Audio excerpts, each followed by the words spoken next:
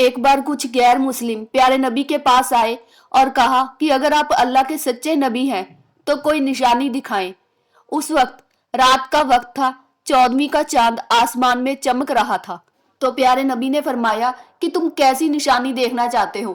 तो उन्होंने ऊपर आसमान की तरफ चांद की तरफ इशारा किया और कहा कि अगर तुम इस चांद के 2 टुकड़े कर दो तो हम तुम्हें सच्चा नबी मान लेंगे।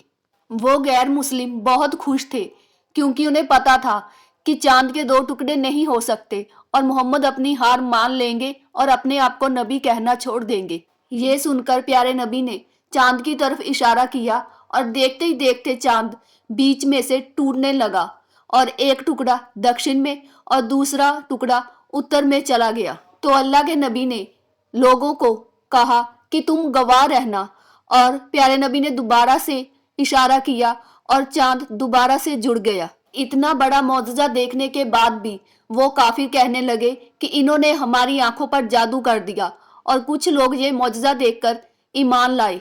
कुछ और लोग कहने लगे कि जब बाहर के लोग मक्का आएंगे और हम उनसे तहकीक करेंगे कि उन्होंने भी चांद के 2 टुकड़े होते देखे तो फिर हम इसे सच्चा मानेंगे और ईमान लाएंगे। जब बाहर के लोग मक्का आना शुरू हुए और जब उनसे पूछा गया तो उन्होंने भी चांद के 2 टुकड़े होने का इकरार किया, लेकिन उन काफिरों ने ईमान ना लाना था ना लाए और उसे जादू ही कहते रहे क्योंकि उनकी किस्मत में ईमान लाना नहीं था।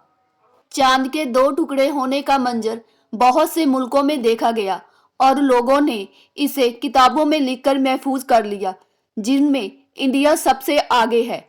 इंडोनेशिया के मालाबार इलाके के बादशाह ने भी चांद के 2 टुकड़े होते हुए देखे और उसने इस वाकया को दस्तावेज पर लिखवाकर सरकारी खजाने में महफूज कर लिया ताकि बाद में इसकी अच्छे से तहकीक की जा सके।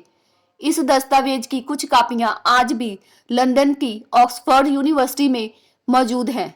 इंडिया में भी चिरामन पेरुमल नाम के राजा ने चांद के 2 टुकड़े होते देखे और बाद में तहकीक में पता चला कि मक्का में अल्लाह का भेजा हुआ नबी आया है जिसने चांद के 2 टुकड़े किए हैं, जिसके बाद ये दोनों राजा ईमान लाए।